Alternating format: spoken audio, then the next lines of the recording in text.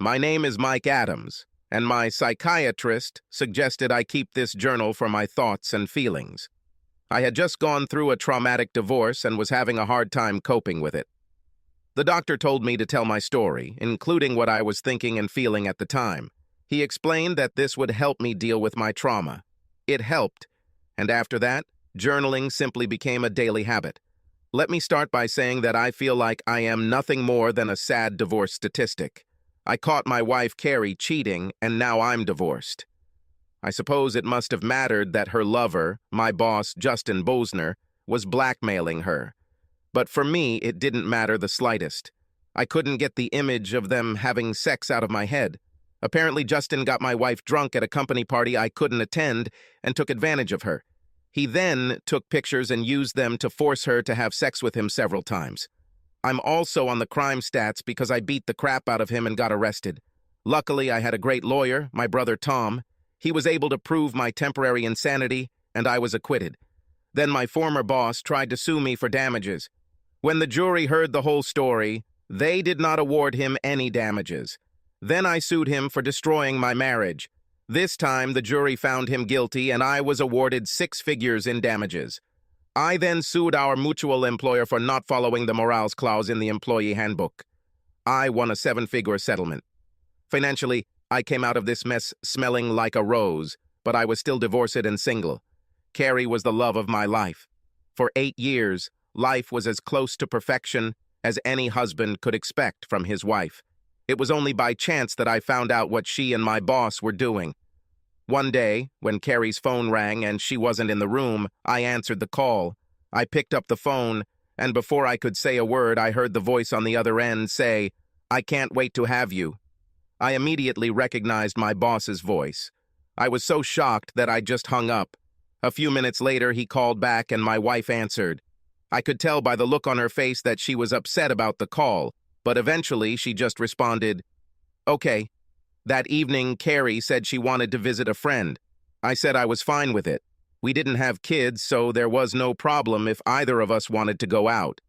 I suppose at this point I should introduce myself. I'm Michael Adams, an accountant at a large firm. Most people call me Mike. I'm good at what I do, but I can't say that my work really excites me. My wife Carrie is an oral hygienist at a local dentist. I think most people would say she was more cute than beautiful. But to me, she was the most beautiful woman I have ever known. Of course, I'm biased. I fell madly in love with her from the moment I first saw her. But after that phone call, I began to doubt whether I even knew my wife. Suddenly, she wasn't as beautiful as I thought. I began to wonder if anything about our 3-year marriage was real. At that moment, I had to find out if she was really cheating on me.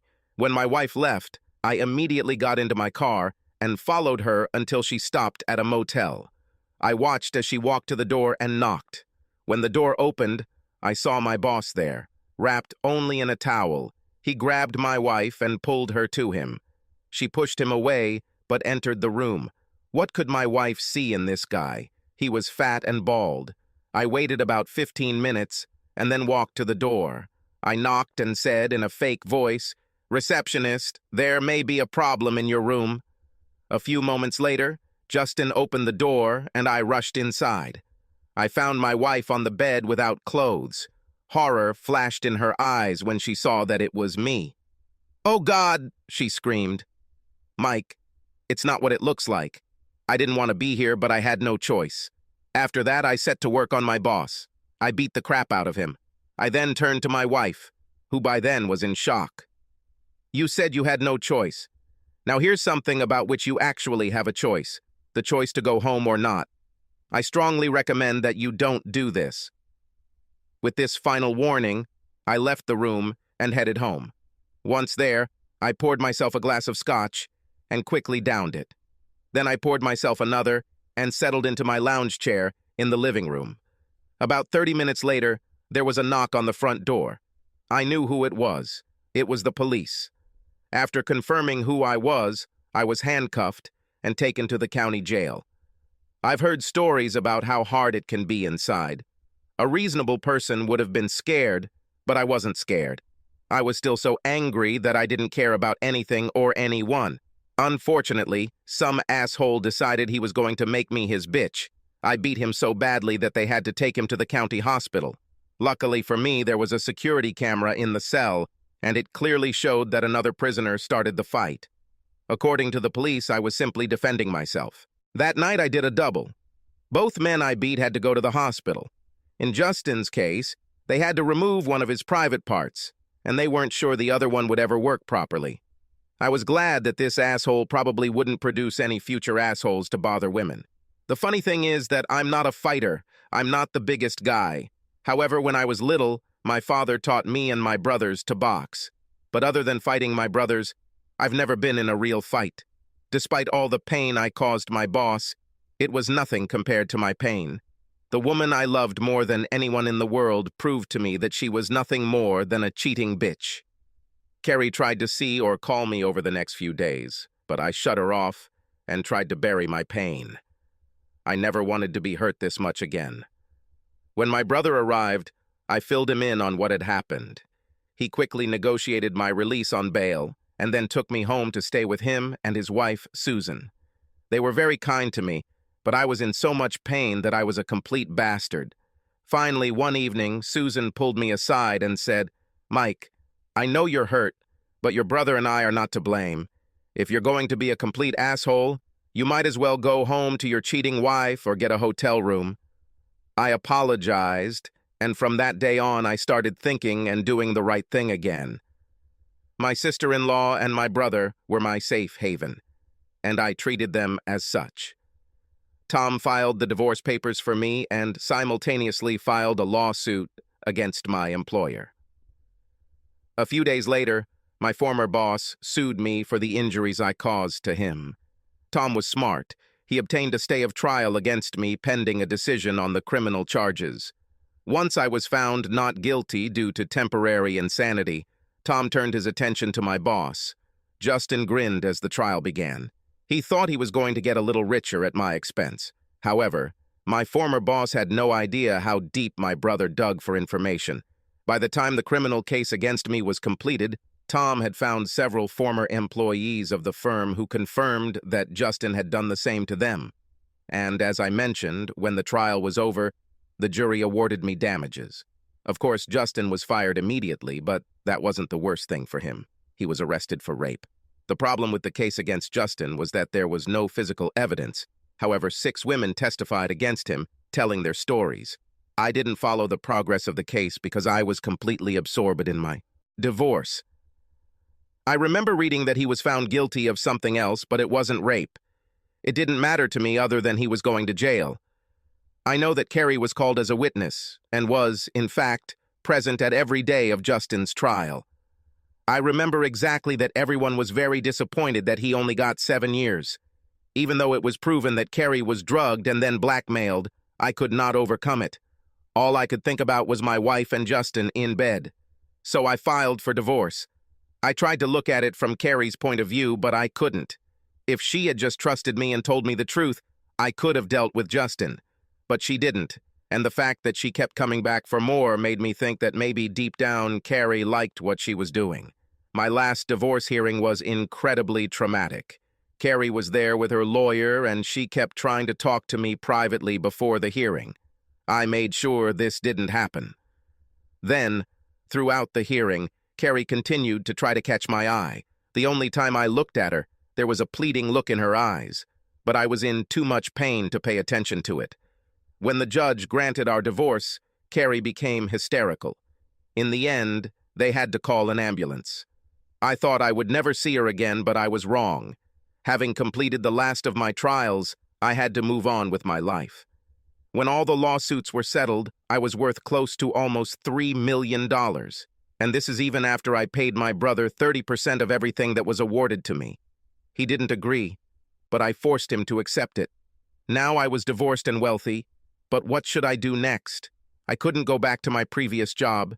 They were unhappy with me, to put it mildly, and I had no interest in working for them anyway. At that point, my life was just drifting, and I was still hurting. It was Susan who came up with the idea that would change my life. But for a long time, I didn't know whether this change was good or not. She suggested that I take a trip to Europe, She reminded me that I had always wanted to travel, and now I had the means to do so. Of course, when I talked about this, I always assumed that Carrie would accompany me. If I went on a trip now, Carrie probably wouldn't be with me. I started my journey from Italy. Everyone I talked to liked this country.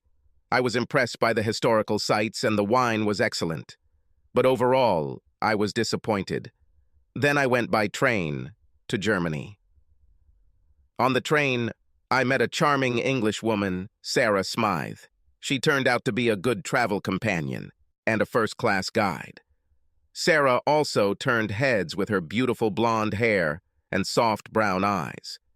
She was short and had a stunning figure, but what I liked most was her bubbling enthusiasm for everything. It was a welcome change from the harsh existence I had suffered for the past 6 months. As it turned out, Sarah was a teacher at some school called Ludgrove. She said the name as if I should know it, but it meant nothing to me. However, I asked all sorts of questions about the subjects Sarah taught and about her in general.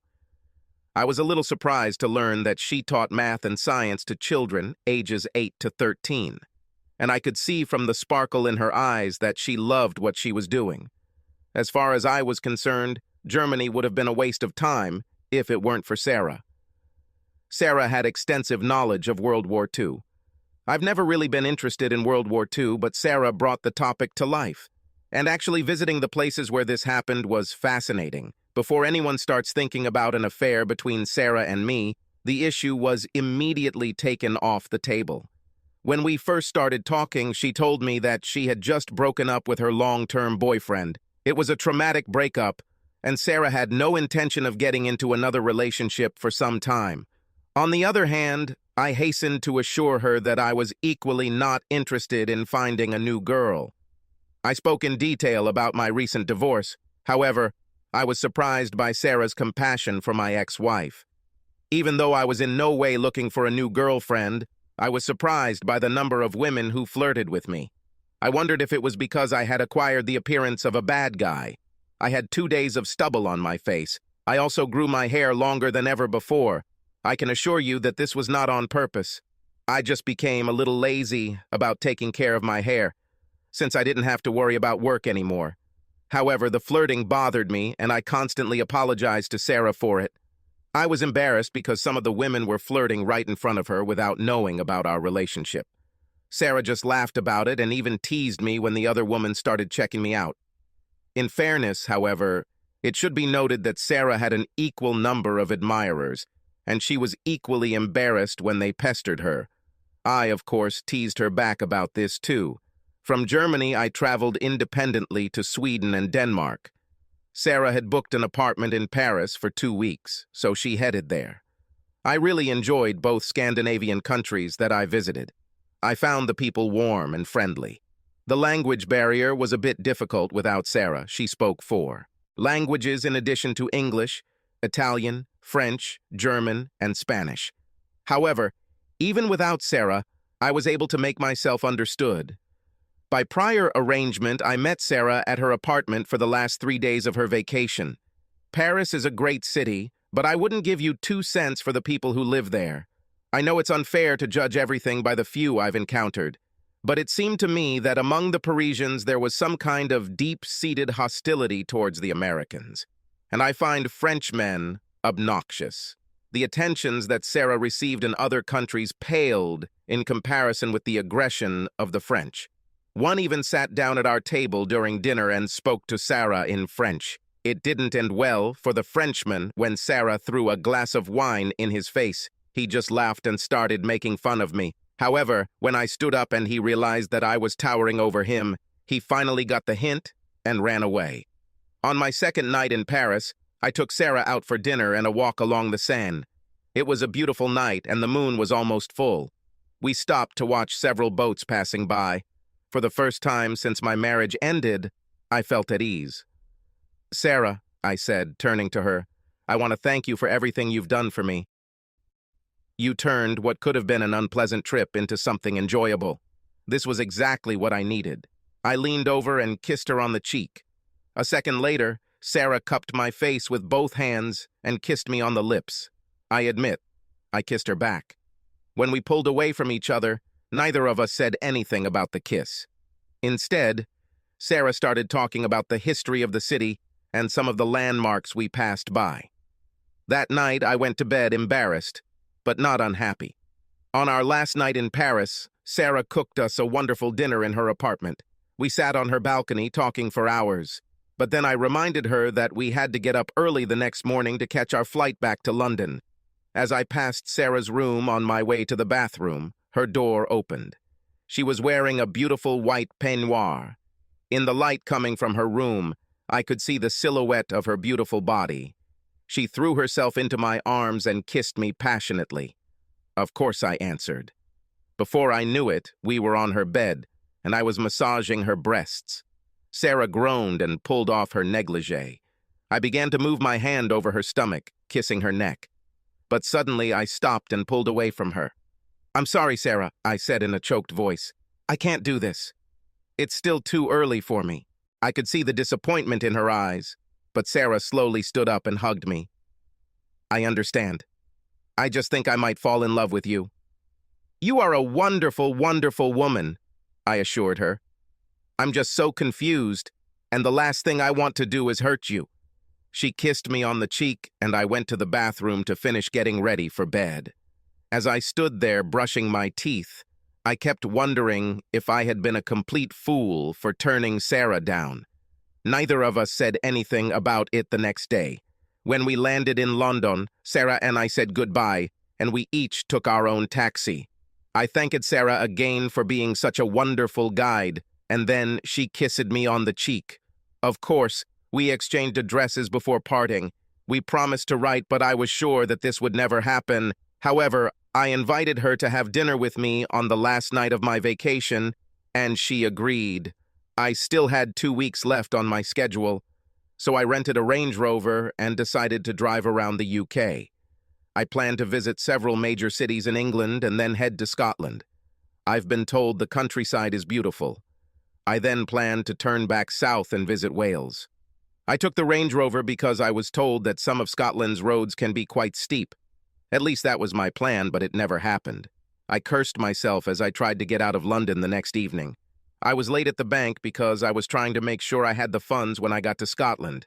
Not only that, but I apparently packed my cell phone's power cord into one of my suitcases without realizing the battery was dead. Instead of stopping and looking for it in my luggage, I decided to use a paper map. This turned out to be a bad decision or a good one, depending on how you look at what happened.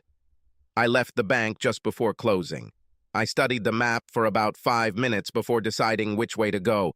However, an hour passed, and I became hopelessly lost. I left London, but had absolutely no idea where I was. I stopped and asked for directions, which made me even more lost. Frustrated, I pulled off the road I was driving on and stopped. I remembered the names of the last few roads I'd been on and thought I'd look them up on the map. But 20 minutes later, I discovered that none of these roads were indicated on my map. I got out of the car and opened the trunk, cursing. I started rummaging through my bags for my phone's power cord when it dawned on me that I had left it in my hotel room. I felt like a complete idiot. I was in a foreign country, without a phone, and had no idea where I was.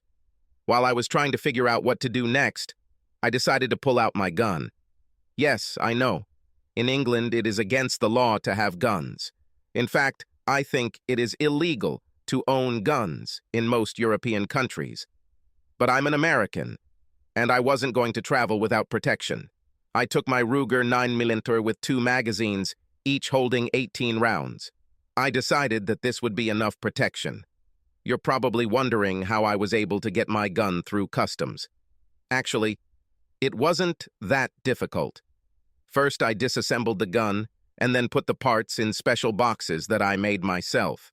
If they had X-rayed my suitcase and looked inside those boxes, the strategically placed metal would have made the pieces look completely different. For example, like a smoking pipe. In any case, during my entire trip, I did not have the slightest problem. Again, you're probably wondering, if the gun was taken apart, how could it be of any use? Usually when I was traveling in the countryside, I kept all the parts on hand. I could quickly assemble the gun if I needed it. So far, I haven't needed it, and I hoped I never would. But right now, I was in the middle of nowhere, and it was already getting dark. I assembled the pistol and loaded it. Then, I put the gun in my belt and drove slowly along the country road, wondering where it led. She meandered until I saw a large, stately mansion up on the hill ahead. Surely someone here could tell me where the hell I am. The road snaked up the hill and brought me to the back of the mansion. My heart sank a little as I didn't see any lights on this side of the building. I turned off the car and headed to the front door. I was just about to turn the corner when I heard screams and 2 shots. As I quickly looked around the building, I saw 2 men lying face down on the ground. Another man was holding a small boy with a hood over his head, who was kicking furiously. 2 other men were shouting at each other, with one of them pointing at the 2 men lying on the ground. "You screwed up big time, buddy," I heard the man pointing his finger shout. "Go back inside and make sure everyone else is neutralized." As soon as the man disappeared inside and the man struggling with the boy tried to push him into the car, I got out and shouted, "Drop the gun and raise your hands up." The man did not drop the gun. Instead, he turned around with lightning speed and shot at me. I returned fire. His shot missed, but mine hit him in the shoulder. He not only dropped the gun, but also fell to his knees. The man holding the boy released him to see what happened. At that moment, the boy started running. The man rushed after him. I held my breath, took aim, and shot at the man. The bullet hit him in the leg. He fell, but only for a moment. The man quickly stood up and hobbled in a different direction. Taking advantage of this temporary respite, I rushed back to my car and started it. I pressed the gas pedal and roared out from behind the building. As I rushed past the man on his knees, he grabbed his gun. A second later, he was already shooting. I figured he was shooting left-handed, so I was relatively safe. I was wrong. I felt a burn on my lower left side, and when I reached out to touch it, there was blood on my hand. I had no idea how badly I was hurt, but now I couldn't stop. I rushed along the road and saw that the boy was running parallel to it in a panic. I braked and opened the back door behind me. "Get in, baby," I shouted. "They will be chasing us in a few seconds." Fear was written on the guy's face, but I think he decided that he would be safer with me than without me. As soon as he slammed the door, I pressed the pedal again, and we rushed, as I assumed, towards the highway. "Hey, baby," I asked, looking at him in the rearview mirror. "Do you have any idea where we are?" The guy looked shocked and simply shook his head. When I got to the end of the driveway, it was a 50-50 decision, right or left. I chose left, bad decision. If I went right, the road would lead to the highway, and there I could quickly find help. Turning left, I went deeper into the countryside where there seemed to be no houses. I later learned that this was an area with very large estates. Some houses were literally miles apart. "Damn," I said out loud, "we're almost out of gas." The guy seemed a little confused, so I thought he didn't understand me. "Gasoline," I said slowly. "We're almost out of gas." "Oh, I understand," the boy commented weakly. "It's horrible. What are we going to do? I like his British English. He is charming with children. However, in this particular case, it was the last thing on my mind. I'm going to get off this road," I said, turning sharply left and heading up the hill. Thank God I had a Range Rover. It made off-road driving easy. I didn't think the Mercedes I saw in the driveway could handle it. After checking the compass built into the dashboard, I said to the boy, "I'm going to head south because at least London is south of us." I looked at the boy again in the rearview mirror, and it was clear that he was scared, but still in control. I gave him credit for that. Most kids in his place would be hysterical. As we raced forward, I asked what his name was. The question seemed to frighten him, but he stammered, George, my name is Mike," I told him. "Now tell me what's going on." "Please, sir, what is your full name?" My full name? The question puzzled me until it suddenly dawned on me what he was asking. "Oh, my full name is Mike Adams." "Thank you for saving me, Mr. Adams," the boy said in a timid voice.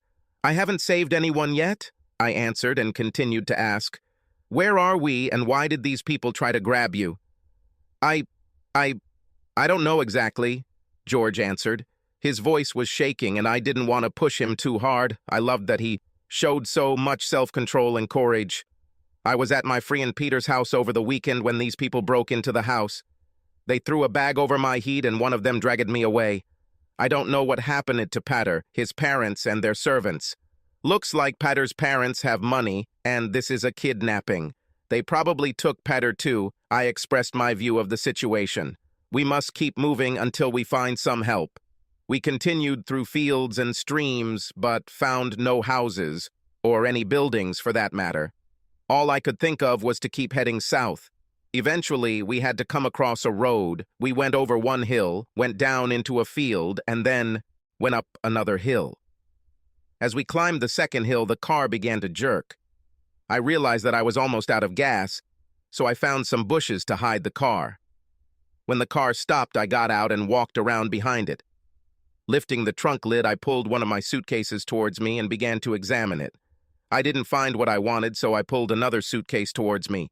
After about 30 seconds of searching, I pulled out my flashlight. "George, listen," I told the boy, opening the door for him. "We'll have to walk. I don't know if these people will realize that we are no longer in the car, but we have to assume they will and keep moving until we find help." Before we set off, I grabbed 2 sweaters, a wool hat, a large bottle of water, and 4 packages of crackers. It was getting chilly outside, and I didn't know how long we'd be on the run until we found help. Besides, I didn't know how the boy was, but I was hungry. I thought the best direction would be south, so I looked up at the sky and noticed a star that was the brightest. I decided that we could follow in her direction. We walked for about 3 hours, stopping from time to time to rest and drink water.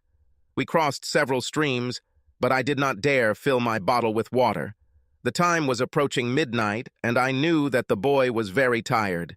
But, despite the difficult transition, he did not utter a word of complaint. We barely spoke because I didn't want to give away our location in case anyone was nearby. Finding a thicket of bushes, I collected 2 piles of leaves to build a makeshift bed. Then I told George to get some sleep. He did not argue, and after a few minutes, fell fast asleep. I stayed awake for another hour. The first thing I did was examine my wound. On my left side, where the bullet hit me, there was a deep wound. It was bleeding, so I tore my shirt and bandaged the wound as best I could. I then took one of the sweaters and threw it over George. I put the other one on and then fell into a very restless sleep. The first rays of the morning sun woke me up. As I sat down, I groaned. My side hurt like hell. Now I regretted not bringing ibuprofen with me. When I sat down, it woke George up. When he got up, I asked, "How do you feel?" "Everything hurts, sir," he replied. "It's the same for me," I laughed. "Here, take some crackers." I threw him the package. While he sat and ate, I studied the boy. He was still scared, but he was surprisingly calm. I passed him the water and gave him another bag of crackers. I then checked my wound, and luckily, it didn't seem to be bleeding anymore. "Excuse me, sir," George asked timidly. "What will happen to us?" "We're going to find help, and then your parents will pick you up and I'll continue my vacation. But first, I guess I'll have to see a doctor to get stitches." "You seem awfully brave, sir," he said. "I wish I was as brave." "What are you talking about?" "You were extremely brave," I assured him. "Most kids would have their eyes wide open in fear." "But I really cried, sir." He looked at me with concern. "You won't tell anyone about this, will you?" "Listen, George," I said softly. "There's nothing wrong with crying. Everyone cries at one time or another. Crying simply shows that you care about something. There's no shame in this." "I just don't want people to be disappointed in me," George said, looking straight at me. "George, I'm going to teach you one of life's most important lessons," I said with a smile. "There's only one person you never want to disappoint." George looked at me in confusion. "Who could it be?" "The only person you never want to disappoint is yourself," I said firmly. "If you do what you think is right and do the best you can, then you don't need to apologize to anyone. And if anyone tells you otherwise, tell them to go to hell." This made George laugh, and his mood began to lift. Once we had collected our meager belongings, we were on our way again. I was in a lot of pain, and I knew my wound was infected. I just couldn't keep it clean. Not only that, but I no longer had a guiding star, and I wanted to stay behind the trees rather than openly walk through the fields. The going was more difficult than last night, but we managed to trudge on. In the distance, I saw helicopters circling. I hoped they were looking for us, and I wanted them to head in our direction. By midday, we were out of water, and I had no choice but to fill our bottle from the stream. I just hoped there weren't any harmful bacteria floating in the water. However, I reasoned that they had to find us before either of us got sick. Night began to fall on us, and we still had not found a single house. I later learned that somehow we managed to get between at least a dozen houses. If we had only veered a few hundred yards one way or the other, we would have seen them. Once I found some thick bush and prepared our beds, we made ourselves comfortable. Only this time there were not so many leaves, and it was quite painful for me. I also felt like I was on fire, and I must have been starting to have a fever. The next day we started again. Only now it was difficult for me to keep up. There was sympathy, uncertainty, and fear in George's eyes. I knew George still didn't trust me completely, but I just smiled at him and told him it was okay. He didn't believe me for a second. Throughout the second, and now the third, our conversations became much livelier. I no longer worried about being heard. We talked about many things, about his studies, friends, even a little about his parents. He seemed reluctant to talk about them, so I didn't press him. He said that his father and mother were very strict, and they expected a lot from him. I reminded him again that the only person he had to satisfy was himself. Towards evening, I began to really burn. We reached a place where we couldn't stay in the wooded area. We needed to cross the field to move on. I told George we were going to walk quickly across the field to the woods on the other side. We were about 100 yards from the edge of the forest when I heard the distinctive sound of a diesel engine. I cursed under my breath because it sounded like a Mercedes. "Run, George," I ordered and rushed after him. I looked back just in time to see the Mercedes come around the hill and start to descend into the field, straight towards us. We had just reached a group of fallen trees when the shots started. They were coming from a car that was rushing towards us. We climbed over the fallen trees and I took position. "George, listen to me carefully," I said, holding his right hand. "I want you to keep running. Try to get away from here as far as possible. But when you hear that the shooting has stopped, I want you to find a place to hide and don't come out until they leave." "But Mr. Adams, what about you?" he asked with panic in his eyes. "I will delay them as long as I can," I said. "Now be a brave guy and go away like I told you." I think George was going to argue with me, but I pushed him away and he started running. This was good, since Mercedes was now less than 30 meters away from me. They started shooting again. Only this time, I started shooting back. I don't think they expected this. People in Britain don't usually own guns. In any case, the car skidded and stopped on its side. The men hid behind the car and started shooting. As far as I could tell, there were 5 men in the car, and all of them were armed. I found a place where I could kneel and see the space between the trees to shoot. As I cautiously returned fire, I hoped to hell that George had put some distance between us. I was half empty of my second magazine when this happened. It seemed that the firefight lasted for several hours, but in fact less than 5 minutes passed. So far, I've been lucky. The trees blocked most of the shots. But then one bullet came through the branches and hit me in the right side of my chest. This knocked me back to earth. It took me maybe 10 seconds or more to come to my senses.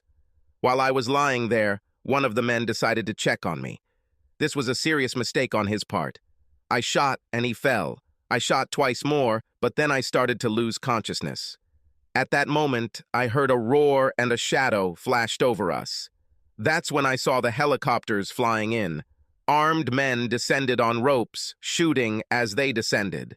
Then my mind went blank, and I closed my eyes. I woke up to a bright light and incredible pain. There was a woman immediately next to me, and I remember someone saying, "We need to get him back to the operating room." Then darkness fell over me again. When I woke up the second time, it seemed to me that I was floating on something. The room I was in was light, and I had no pain. There was a nurse next to me who felt my pulse. When she saw that my eyes were open, she smiled. "Welcome, Mr. Adams," she said in a delightful British accent. "It's so nice to see you among the living. You made us scared for a while. Last night we thought several times that we were going to lose you, but the doctor said that you are finally out of danger." My throat was as raw as it could be, but I had to ask, "Boy?" That's all I could squeeze out. "Everything is fine, Mr. Adams," the nurse said kindly. "Soon someone will come to talk to you." The nurse didn't really answer my question, and it filled me with anxiety. But soon I fell asleep. When I woke up again, I saw that it was already night. After a while, an orderly appeared and fed me soup and helped me drink some juice. There were IVs placed around my bed, and they were all connected to me. I don't know how long I slept next, but when I woke up again, it was already light. The doctor stood next to the bed, studying my chart. I blurted out my question again. "Boy?" "Oh, Mr. Adams, you're awake. Great." The doctor smiled at me. "The boy is fine. However, I was told that he was completely distraught when you were brought in. He was found holding you and begging you to wake up. He was covered in your blood but otherwise unharmed. Is he your relative?" I shook my head, but even this slight effort tired me and I fell asleep again. But I must not have slept that long because when I woke up it was still light. A few minutes later, the nurse came in and smiled when she saw that I was awake. "How are you feeling, Mr. Adams?" she asked. "My throat really hurts," I answered, just above a whisper. In addition, my chest and side hurt. "I'll bring you something for the pain," she said, and then added, "There are people who want to talk to you. Do you feel strong enough to do this?" I nodded. A gentleman who appeared to be in his 40s came into my room. He sat down on the chair next to my bed. His hair was gray and he had a thick mustache. "Mr. Adams, I'm Inspector Blair from Scotland Yard. I would like to get an informal statement from you, if possible." "Of course," I said, and was surprised that my voice seemed firmer. "Obviously, you had a difficult ordeal," the inspector began. "The doctors told me that you had difficulty breathing for some time. They are still a little concerned about your infection, but fortunately, you seem to be on the road to recovery. I was wondering if you could tell me about your involvement in the incident last Monday." I shook my head slowly, trying to collect my thoughts. "I'm afraid I can't tell you very much. I really have no idea what was going on. I think I'm facing a kidnapping. Before I knew it, George and I were on the run. We spent several days trying to find help, but they never found anyone. Then the kidnappers caught up with us. I tried to hold them off long enough for George to get away." The inspector smiled at me as if he knew much more about the incident than I did. Well, it was not difficult at all, because I knew practically nothing. "Tell me, Mr. Adams, how did it happen that you ended up in the very house where the kidnapping took place?" "I'm lost," I admitted embarrassedly. "I didn't charge my phone before leaving London and tried to use a paper map, but all I managed to do was get hopelessly lost. I found a dirt road that led to the back of some mansion. I was hoping I could get directions from someone there. However, when I came around the corner, I saw that they were trying to kidnap George. I had a pistol with me and you said it to free the boy.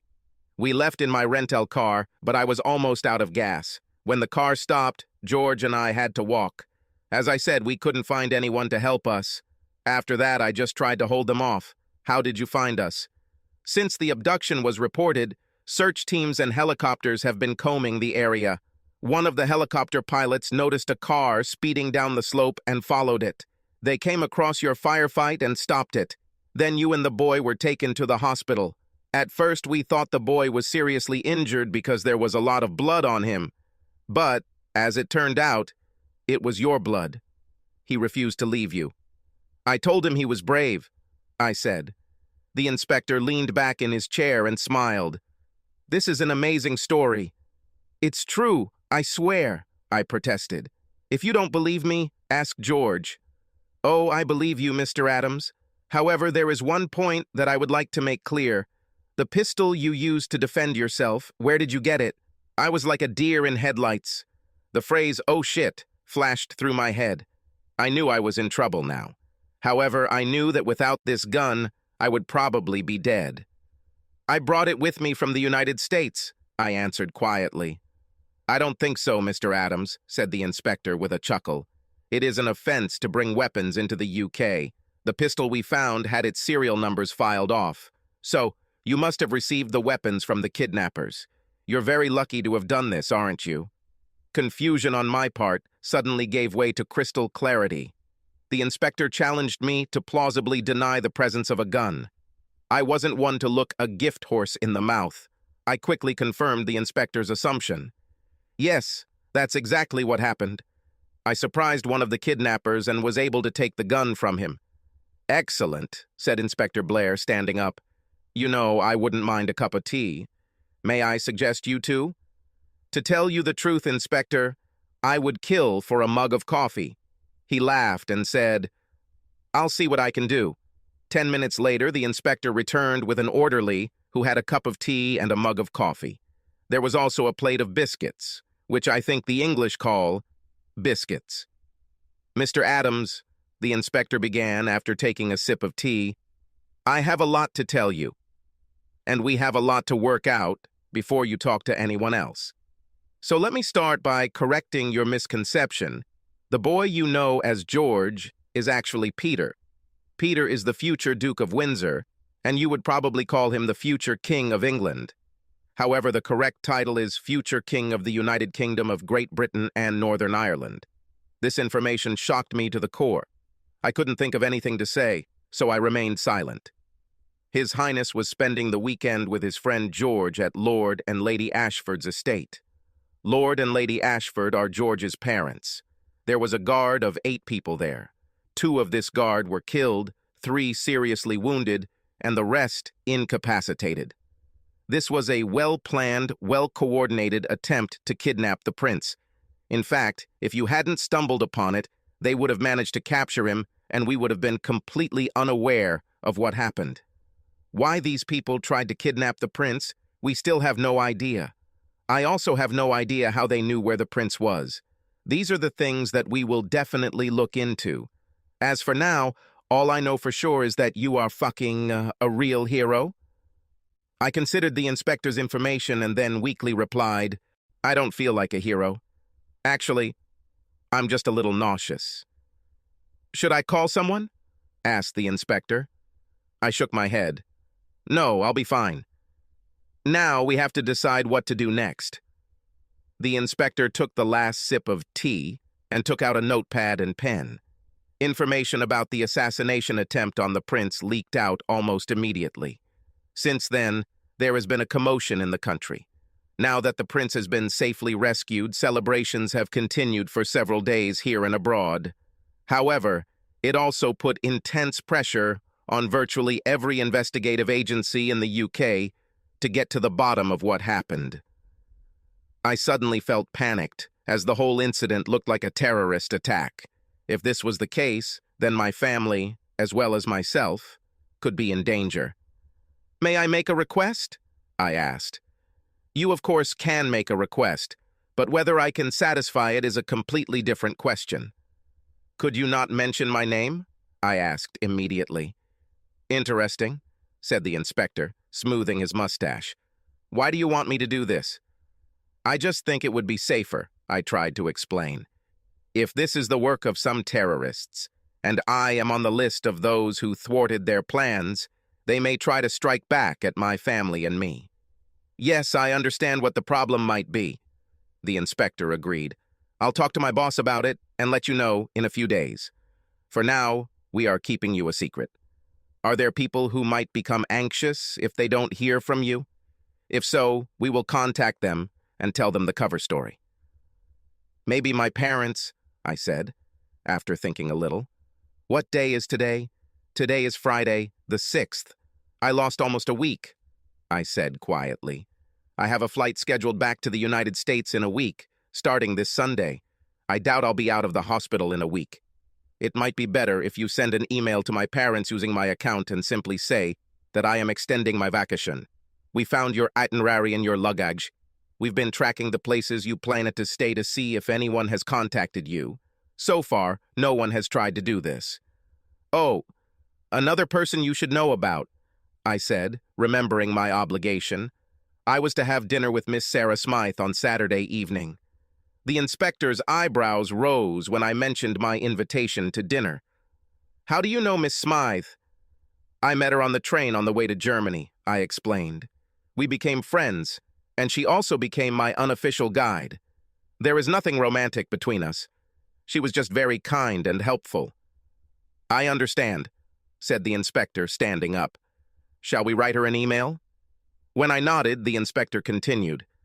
I think it would be better if we send her an email and let her know that you were in an accident. You do not have serious injuries, but you would prefer to be treated at home by your doctor. In the meantime, police officers will remain outside your room 24 hours a day until we decide how to proceed. I'll contact you in a few days when we have a better handle on things. In the meantime, I hope you understand that we will keep you incommunicado. Will this be a problem? I shook my head. The next few days were very difficult. As I began to recover, they began to reduce the dose of painkillers. This meant that there were times when I was in pain, especially immediately after physical therapy.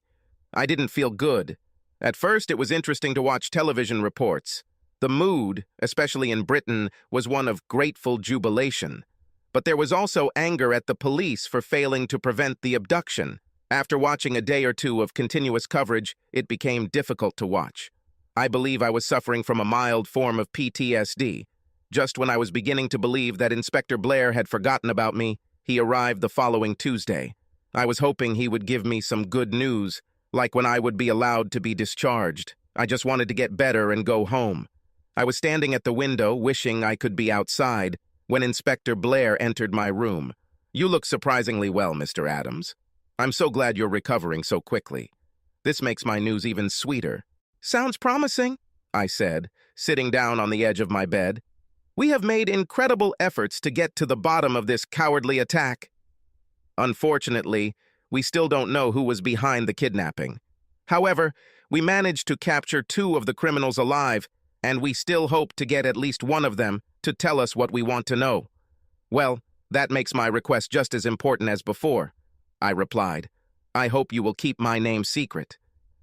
You are an interesting guy, Mr. Adams. Most men would like to bask in the glory of a hero, but you want to remain anonymous. Your first concern is for your family, which is very commendable, but to reassure you, my superiors agree that you should remain anonymous. We will make every effort to ensure that your name does not become public knowledge. However, I must admit that my superiors were in favor of making your name public immediately. Some in the department suspected that you may have been part of a conspiracy. At first, they didn't believe your story that you accidentally witnessed a kidnapping. Some believed that you were part of a conspiracy, but at the last moment they chickened out. However, checking the tracking device on your rental car confirmed everything you told us. In addition, the prince was very insistent that you had nothing to do with the kidnapping. This is wonderful, I said with a smile. I assume this means that I will be able to return to the United States as soon as I am discharged from the hospital. I can't wait to get home. Yes, you will be allowed to leave the country as soon as you are discharged, the inspector confirmed. We believe that the sooner you leave the country, the safer you will be. Have you received any messages from my parents? I asked. Yes, they tried to call you and send an email, the inspector confirmed. Obviously, we couldn't call back, but we did let them know via email that you had limited cell coverage. I have spoken to the doctors, and they will discharge you on Saturday, and we have taken the liberty of booking you on a flight leaving this afternoon. On that day, you will leave the hospital in the afternoon, accompanied by a security officer. On Friday, before I was due to leave the hospital, the inspector showed up again and returned my cell phone. He told me that I was free to call whoever I wanted. I called my parents and told them that I had an accident. I lied and told them it wasn't serious but required a hospital visit. My mother was very upset and wanted to fly in to help me get back. I lied again and told her I had a bad fall from my bike, but that I was fine. I told her that I would be home before she even had time to buy a ticket. This seemed to calm her down. Saturday morning, after breakfast, I got up and got dressed. I couldn't wait to get out of the hospital and go home. Around 11, I heard a noise in the corridor near my room. Looking out, I saw a well-dressed couple and a boy walking towards my room. It took a moment, but then I recognized George, or, I corrected myself, Peter. As the couple approached, the men and women on both sides of the corridor either bowed or curtsied. It was unreal to watch this. You read stories about how members of the British royal family are treated, but you never expect to see it in person. The couple was very kind to everyone they passed, but Peter seemed worried. When he finally saw me, he quickened his pace and got to me before his parents. "Your Highness," I nodded with a smile. "Mr. Adams, it's so nice to see you in good health," he said with a wide smile. "When they lifted you into the helicopter, I was so scared that they killed you. Thank you very much for helping me." By then, the king and queen were already close to their son. "Your Majesties," I said with a slight bow, "this is truly a great honor for me." "No, Mr. Adams, it is an honor for us," said the king, extending his hand, and we shook hands. I couldn't believe I was shaking hands with the king, and I could never tell anyone about it. "Well," I said to myself, "it will be better this way." "Mr. Adams," the queen continued, "I will never be able to fully thank you for saving our son." I had a very difficult time after this incident. I shudder to think what would have happened if you hadn't been there. You will always be in our thoughts and prayers. Then the queen held out her hand, looked quickly around as I shook it, then raised my hand and kissed it. I was completely surprised by this action and had no idea how to react. "You can be very proud of your son." That's all I could say. He was very brave in very difficult circumstances. Without his help, I don't think we would have made it. At this point, the meeting ended and they left. The royal family was warned not to make too much of a fuss about me. This could raise questions in people's minds. A little later, I learned that this visit was supposedly outside their royal schedule. However, they insisted on visiting the hospital to thank me personally. I was touched by this gesture. All the time I spent in the hospital gave me a lot of time to think about my life. And I wasn't particularly happy with myself. The flight home still had me thinking about what to do next. My parents were there to greet me, and I could see the relief in my mother's eyes as her concerns about my health were put to rest. However, she hugged me tightly. My father was also happy to see me at home, and hugged me too. I winced slightly at this and explained that the wounds were still a little sore. However, I was delighted by the hug. This was something he rarely did. My dad always told people that he wasn't a hugger. Now, this is not entirely true. He takes every opportunity to hug my mother. As we stood at the baggage carousel, my mother became very quiet and serious. "Mike, I did something that might make you really angry with me. But please, if you're going to be angry with me. I can't think of anything you would do, Mom. That could make me angry." "You may change your mind very soon," my mother said, and looked at one of the exit doors. I looked where my mother was looking and saw Carrie standing there looking upset. Her red eyes told me she was crying. Carrie looked pale and was shaking slightly. A few weeks ago, I would have gotten angry at my mother and run away. But when you've been as close to death as I was, you have a completely different outlook on life. Suddenly, many of the things you thought were so important are no longer so. When I looked at Carrie, I no longer saw the cheating wife. I saw a woman who was lonely, sad, and scared. I also saw a woman who was taken advantage of, and a woman who seemed to still love me. She was still the beautiful woman I fell in love with. I smiled at her and walked over to where she was standing. "Hi, Carrie," I said softly. "Thank you for coming to welcome me home." At these words, Carrie's restraint collapsed, and she rushed into my arms. She sobbed into my shoulder, repeating over and over again, "I am so sorry. Please forgive me." I calmed her down and then took her to where my parents were standing. They have already taken my luggage. "I didn't like the food on the plane, so I ate almost nothing," I said cheerfully. "What would you say if I invited you all to dinner? I'm starving." I can't say things suddenly got better between me and Carrie, but it was a start. At the beginning, I still had no idea what I wanted. All I knew was that I didn't want to punish Carrie anymore. I wanted her to be happy. A few days later, I invited her to lunch to discuss our problems. We then started seeing a psychologist and finally started dating again. What I learned from our sessions was that Carrie was afraid of disappointing me. That's why she agreed to the affair. I also learned that I reinforced this belief by lavishly praising my wife when she did something I thought was good, and when she didn't live up to my expectations, Carrie saw my disappointment. I never realized I was doing this, but looking back, I could see that it was absolutely true. It took 6 months to work through our issues, but I never stopped loving Carrie. So, with a small number of relatives, Carrie and I got married for the second time in the backyard of her parents' house. Of the people involved in our remarriage, other than ourselves, I believe our mothers were the happiest people there. I took Carrie on a cruise for our honeymoon. Oddly enough, Carrie and I didn't have sex before we got married. Neither of us wanted to cloud our emotions. So that first night in our cabin, we were both nervous. I know this sounds funny because we made love hundreds of times while we were first married, but this second marriage was so different from our first. I know that I, for example, felt a connection with Carrie on a much deeper level. To me, Carrie has always been the most beautiful girl I have ever known. She had long brown hair and regular facial features. Her breasts were quite voluptuous, but it was her soft brown eyes that drew me to her when we first met and still captivate me to this day. As I climbed into bed with Carrie, I felt her tremble with anticipation. She smelled so wonderful and felt even better. We sat for a while I kissed and gently blew on her neck. When she turned to me, we kissed, lustfully massaging each other with our tongues. After I lifted her nightgown and took off my t-shirt, I started kissing one of Carrie's breasts. We spent the rest of the night making love. The rest of the honeymoon was much like that first night. Of course, we went on excursions, danced, attended shows, but mostly, we made love. I was in love with my wife again. But there was still a pang of mistrust in the back of my mind. It only reared its ugly head years later. I think it happened that first night, but 2 months later, Carrie found out she was pregnant. 7 months later, we had a boy whom we named Grant. 11 months later, we had a girl whom we named Louise. 3 years after that, Carrie returned to work part-time. At first, I was happy with Carrie's new job, but I couldn't help it. Every month, my suspicions and jealousy grew.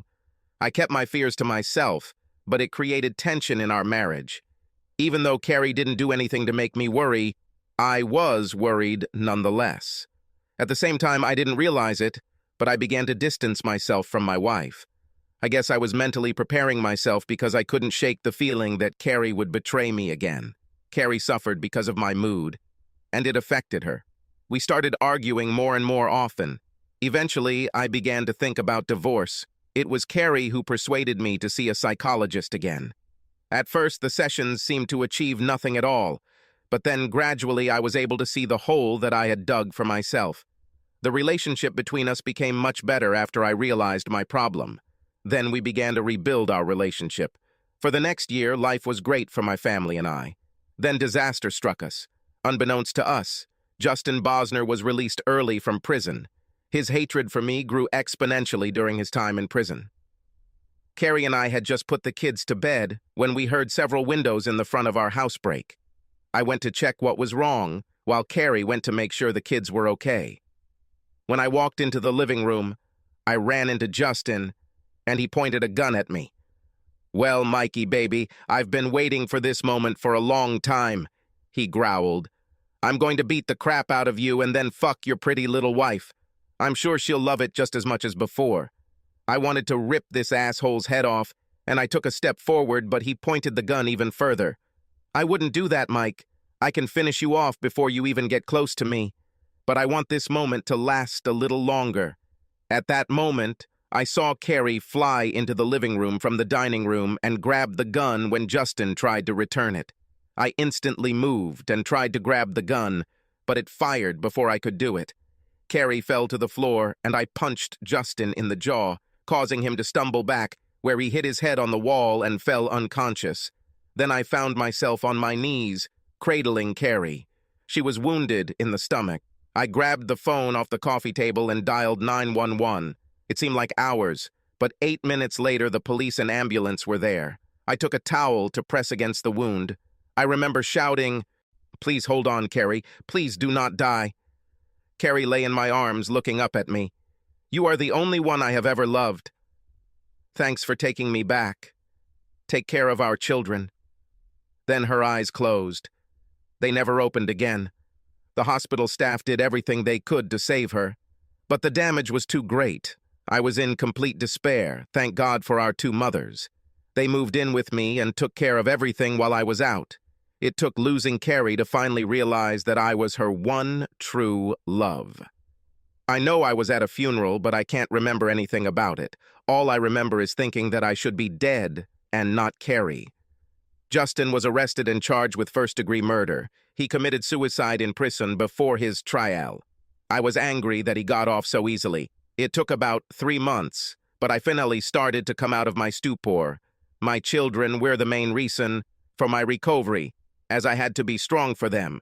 They missed their mother as much as I did, but like children, they recovered quickly. I didn't know if I would ever be cured, but they considered me their support. For Carrie's sake, I couldn't let them down. I was still traumatized, and no matter how hard I tried to hide it, my mother knew it. It was she who suggested that I go travel with the children. I was reluctant at first, but eventually agreed that we would go to the UK. My parents and Carrie's parents agreed to come with me to help me with the children. By this time, I was no longer worried about returning to England. About 1.5 years after the incident, Scotland Yard uncovered a plot to kidnap the Crown Prince. It turned out that the plot was hatched by a small group of opponents of the royal family. There were only 30-odd people in the group, 2 of whom worked at Buckingham Palace and had access to the royal schedule. Most of the participants had no idea what their leaders were doing, but they all received prison sentences of varying lengths. As it turned out, the ultimate plan was to kill the Crown Prince. At one time, I wisely used the funds received during the divorce. Now they have grown to almost $5 million. So, I decided to be extravagant on this trip and booked first-class tickets for everyone. I booked a room at the Langham, one of the best hotels in London. I then made sure to book a passenger minibus because I wanted to complete my tour of Scotland and Wales. I didn't realize it, but a media storm was about to break out in London, and I was about to find myself in the middle of it all. When I spoke to Inspector Blair and asked that my name not appear in any of the reports, I assumed that the records would be sealed forever.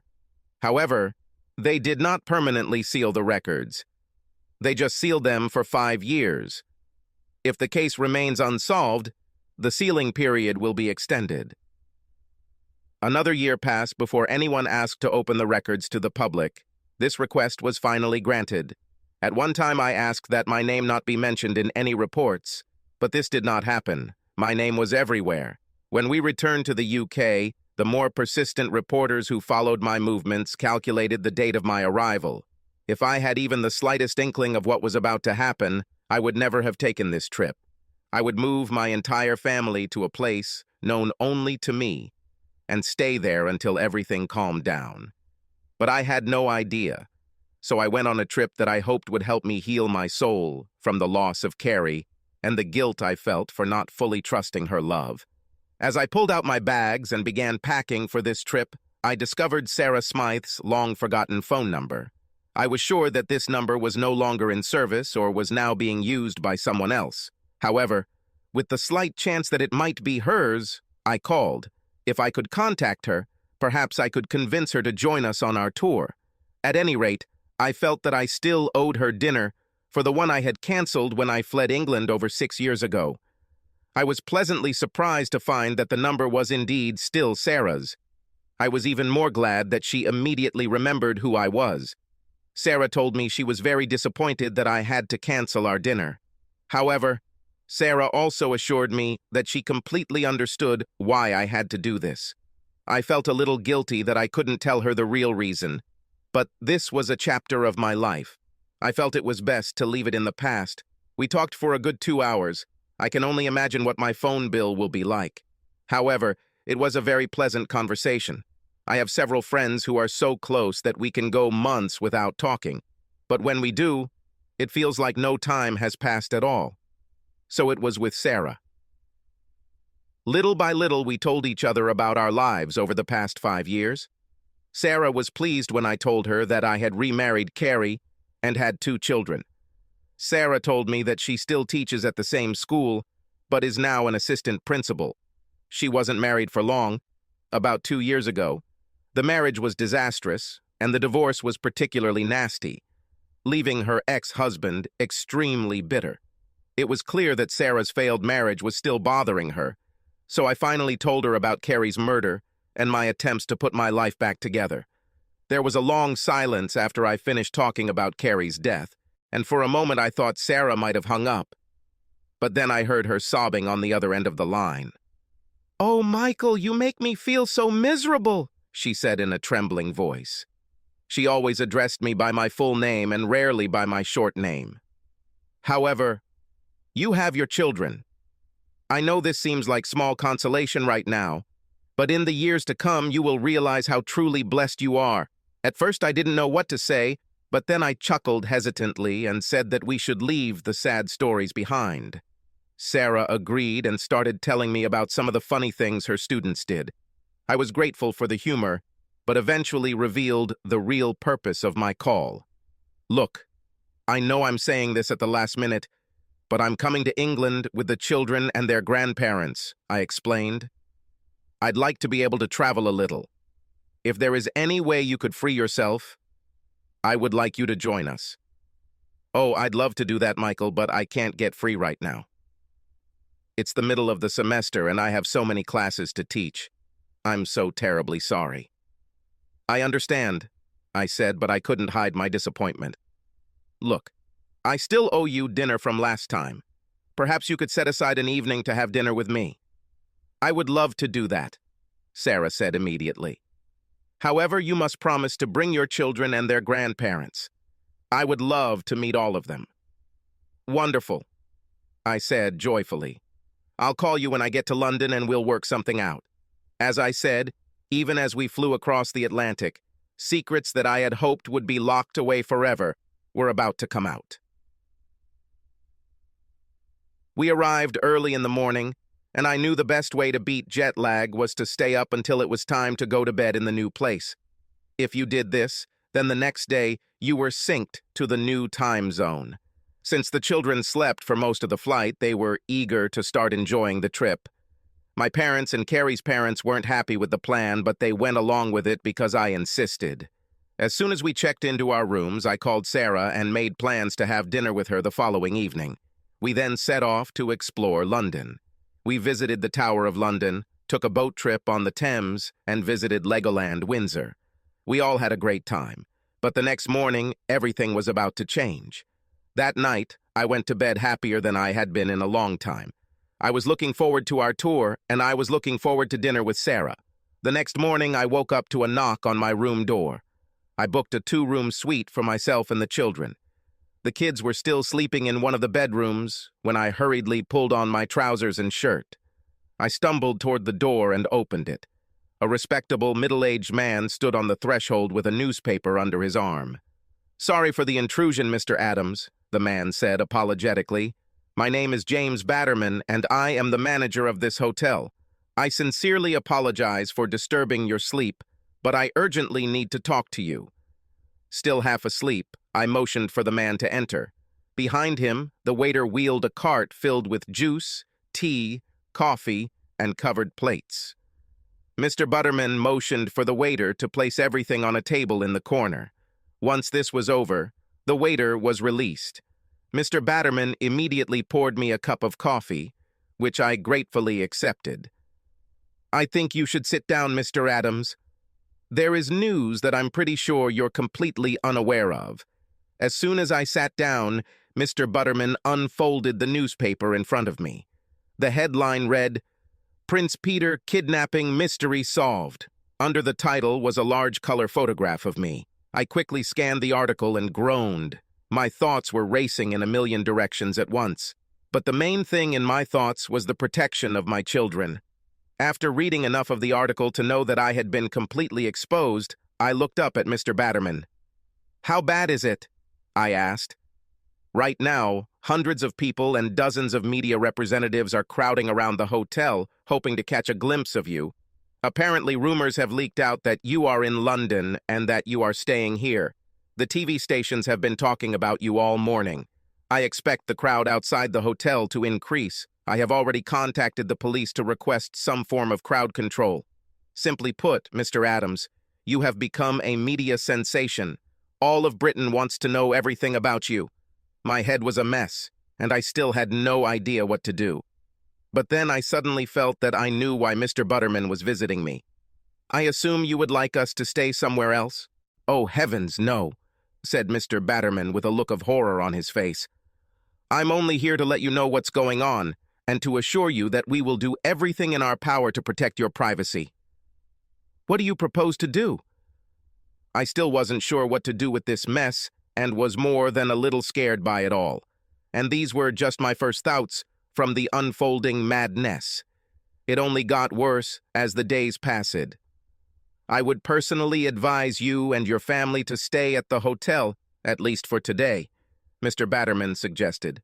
Hopefully things will calm down and people will eventually lose interest. I'll contact my head office and see what they suggest.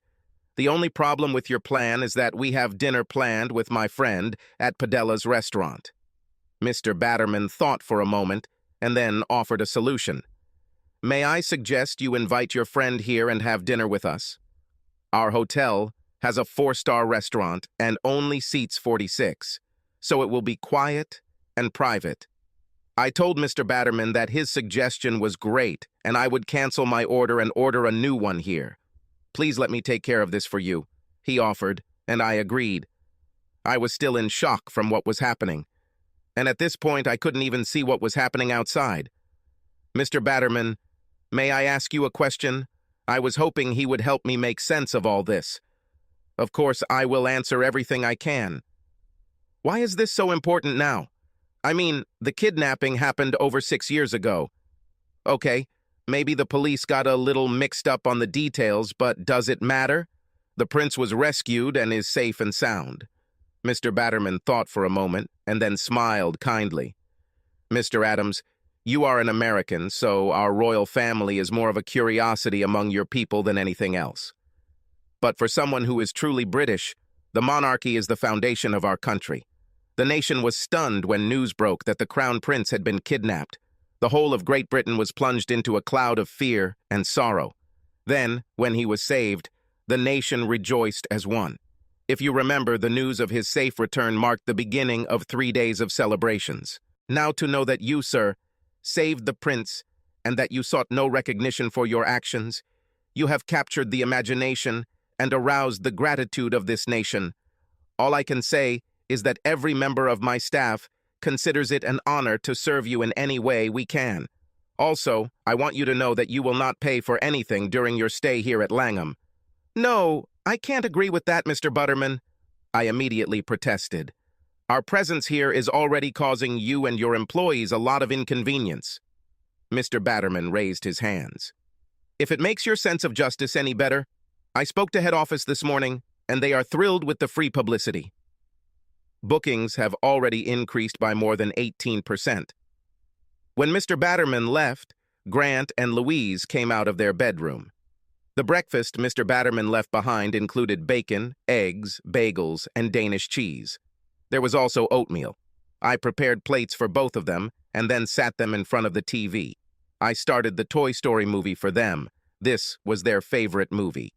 Then it was time for me to make some phone calls. The first thing I did was call a family meeting.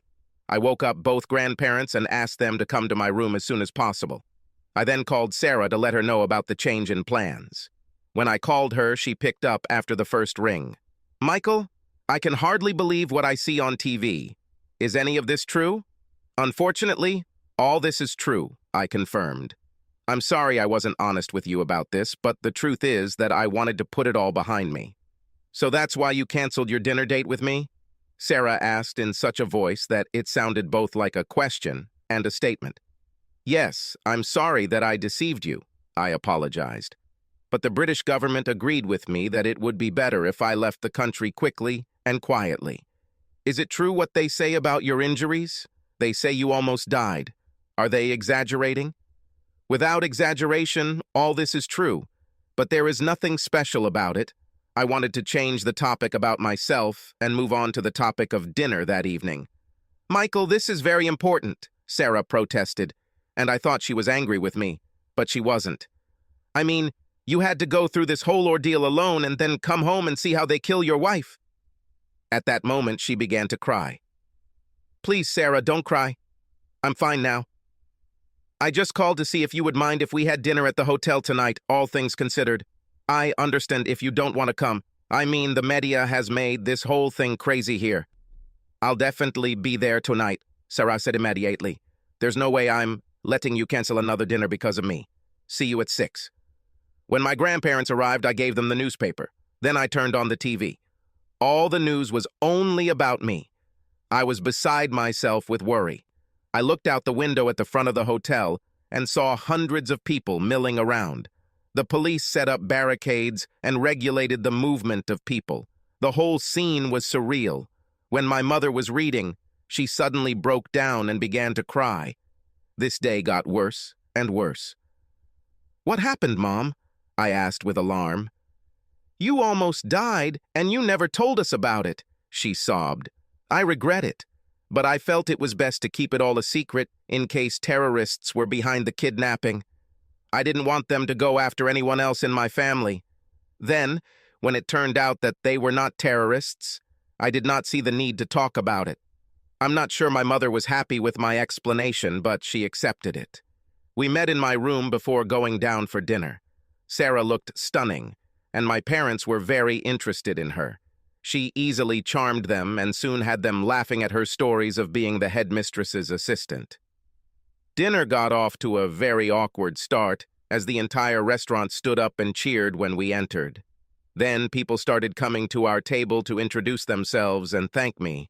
I just smiled and introduced them to my family and Sarah. As people continued to approach our table, Grant finally turned to me and asked, Dad, are you famous? Probably yes, I answered, but I don't want to be like that. It was at dinner that Sarah told me the first good news of the day. After explaining who I was, the school board approved 2 weeks of paid leave for her. Sarah will now be able to travel with us and be our guide. Now, the only question was whether we could actually make the trip. Halfway through dinner, Mr. Batterman approached our table. I offer my deepest apologies for interrupting. But can I talk to you, Mr. Adams? I excused myself and followed the hotel manager to a quiet place near the kitchen door. There he looked around to make sure there was no one within earshot. Mr. Adams, I contacted our head office, he began, and I was afraid that now we would be asked to leave. They had a pretty good offer. They thought it might dampen the media frenzy a little if you held an impromptu press conference tomorrow. We could organize it in our dance hall. Of course, the decision is entirely yours. I turned this sentence over in my head several times and liked it. I think this is a great idea. What do I need to do to set this up? Mr. Batterman smiled and shook his head. Absolutely nothing. We'll figure it out. I propose tomorrow at 10 in the morning. You just have to show up in whatever outfit you want.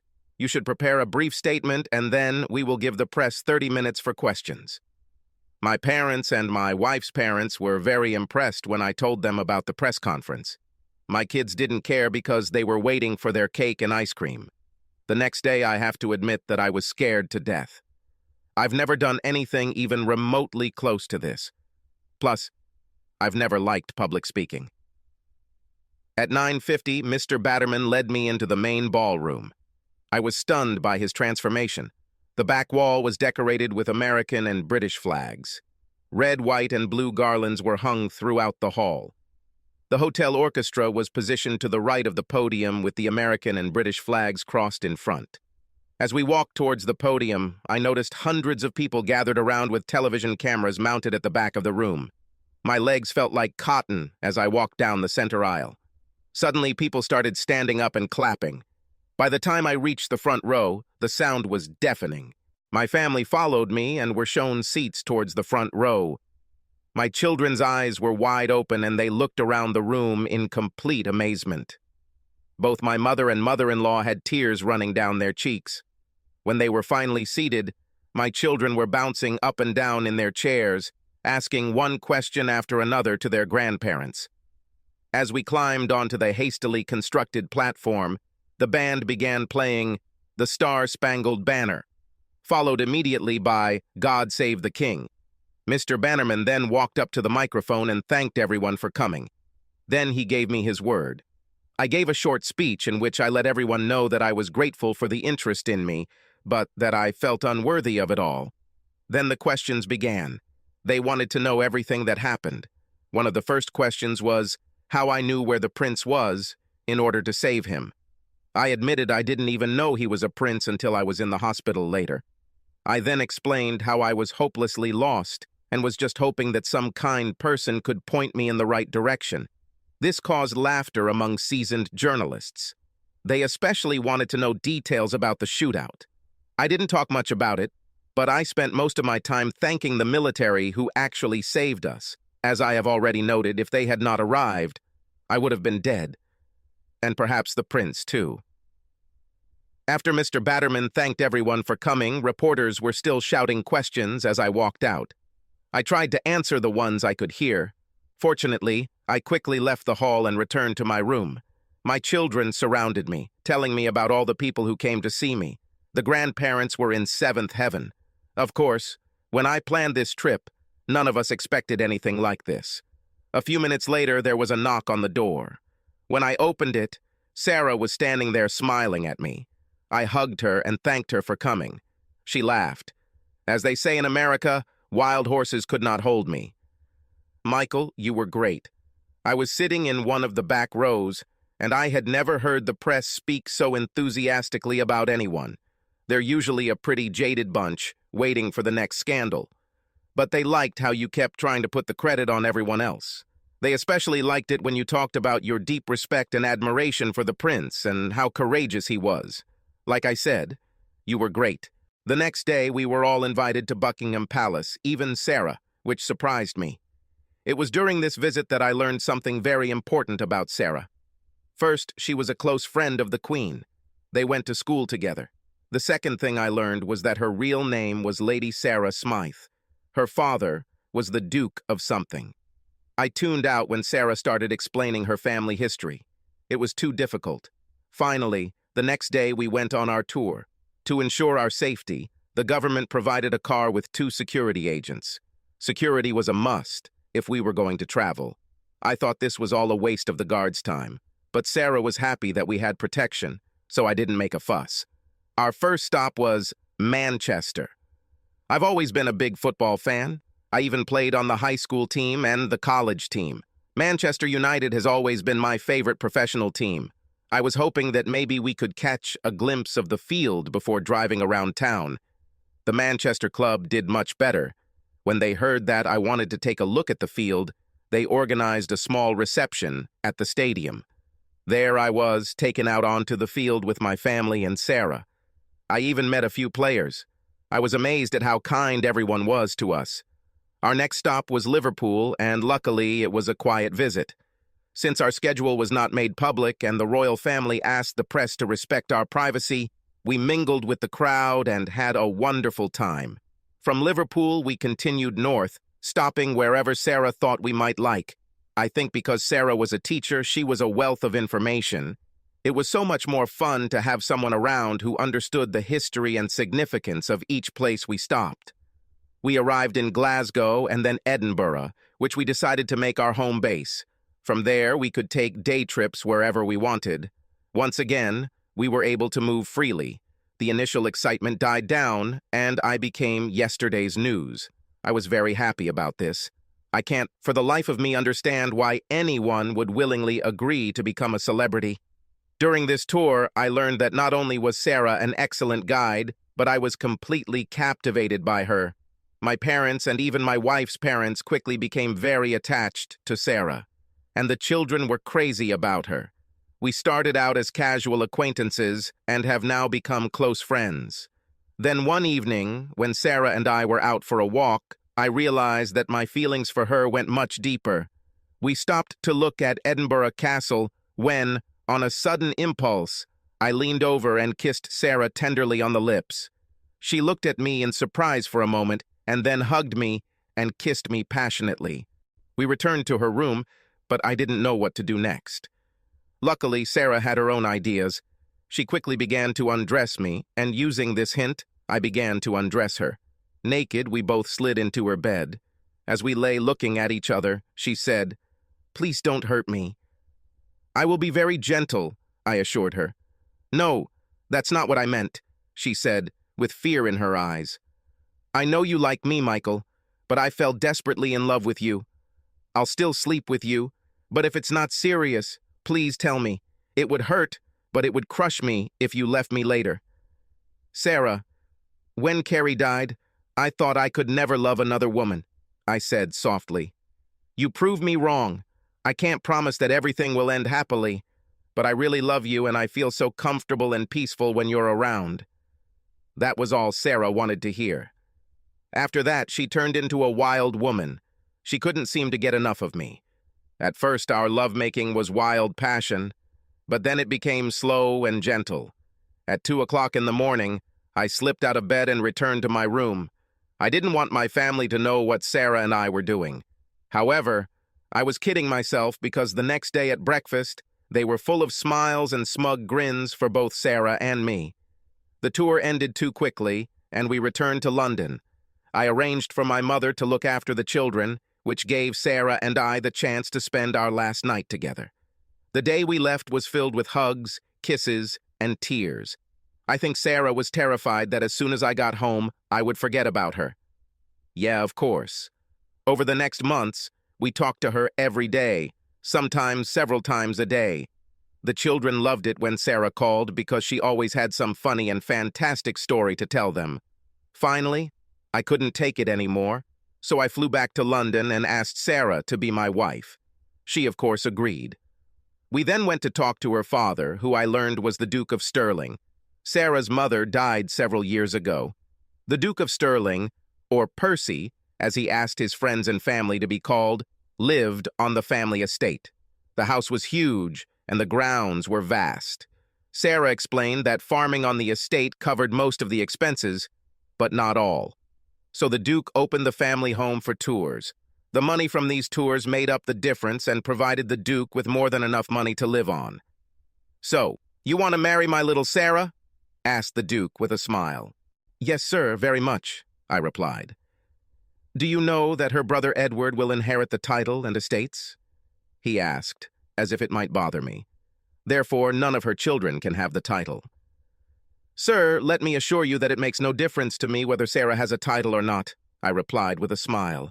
"I love her and want to make her happy. I know she would be very happy if you gave us your blessing. However, with your blessing or not, I intend to marry Sarah if she agrees to marry me." The Duke chuckled. "Excellent answer. I give my blessing with all my love." The wedding was modest, and yet it was larger than I would have liked. About 100 people were present, including the king and queen. Peter was also there with a charming young lady. He was now a teenager and was soon expected to marry and produce an heir. My father was my best man, and both of my children attended the wedding. Sarah and I honeymooned in Bermuda and then flew back to the UK. We decided that we would live in England during the school year and in America during the summer holidays. Grant and Louise entered Ludgrove. I realized that this was a school that many royal families sent their children to. Sarah also adopted Grant and Louise. When we lived in the UK, the Queen asked Sarah and me to carry out some royal duties from time to time. These included visiting the sick in hospitals, visiting various schools, or opening new factories. Sarah and I were greeted warmly every time we showed up. However, I have to admit that I was reluctant at first, but Sarah always made these walks fun for me, and each time she rewarded me later that night in the bedroom. Whether we were in the UK or the United States, Peter kept in touch with us. When he made an official trip to the United States, he wanted to stay with us, but his security team refused to consider it due to security concerns. Peter grew from a scared boy into a very confident, dynamic, and charismatic young man. I couldn't be more proud of him if he were my own son. 2 years after we got married, Sarah gave birth to a boy. She insisted on calling him Michael Jr. A year later, we had a girl and we named her Charlotte. A year and a half later, another boy appeared. We named him Thomas, after my father. After all the pain and horror, my new life was wonderful. I felt truly happy. We are now approaching our 5th wedding anniversary, and we decided to celebrate with dinner and a show. I bought Sarah a gold necklace with 3 gold heart-shaped charms with the names and birth dates of each of our children written on the front. I hope she likes it. Sarah. I'll try to finish Michael's diary for him. On the night of our 5th anniversary, we went out to the theater and had dinner. It was there that Michael gave me the gold necklace that I now wear every day. I was so happy and full of love for my husband. I wasn't thinking about the play we were going to see. I was only thinking about what we were going to do later. As we were leaving the restaurant, I heard someone screaming. When I looked back, I saw my ex-husband, who was drunk and holding a gun in his hand. He shouted, "If I can't have you, no one can." At the moment of the shot, Michael pushed me away. So instead of the bullet hitting me, it hit Michael in the chest. All I remember after that is me screaming for someone to please help us. Michael spent 3 days in the hospital. I was next to him all this time. On the evening of the 3rd day, when he opened his eyes, I was so happy that Michael came back to me. But he just mustered his last strength to tell me for the last time that he loves me. Soon after, his heart stopped beating. It's been 2 months since I last wrote in Michael's diary. I thought I could do it, but then I didn't have the strength. I'm afraid I'll have to retype his diary because my tears have smeared most of the ink and ruined most of the pages. I'm still grieving the loss of Michael. Our children are hurting too, so I have to be strong for them. My ex-husband was convicted of first-degree murder and sentenced to life in prison. The news of Michael's death hit people very hard, both in the UK and in the United States. The flags were at half-mast. Since Michael was a veteran, he was buried with full military honors in his hometown. The King and Queen attended the funeral. Peter was there too. He tried his best to be brave, but broke down when they lowered the coffin into the ground. In a rare display of emotion from the royal family, the Queen hugged her son. When he started crying. Now I just have to pick up the pieces of my life. It was very difficult, but Michael left me one gift that I hope will help me get through it. At dinner that night, I told my husband that I was pregnant again. I had a little girl, and I named her Mary after my mother. She has Michael's eyes and his smile. I have to stop because it's time to feed Mary. All I can do now is try my best for my children, especially because I know that's what my Michael wants me to do. God, give me strength. I still love him very much and miss him. Subscribe to our channel so that your second chaff doesn't cheat on you, and go ahead and listen to the next story, because this story is nothing compared to the next one. If you're under 18, don't even think about listening to the next one.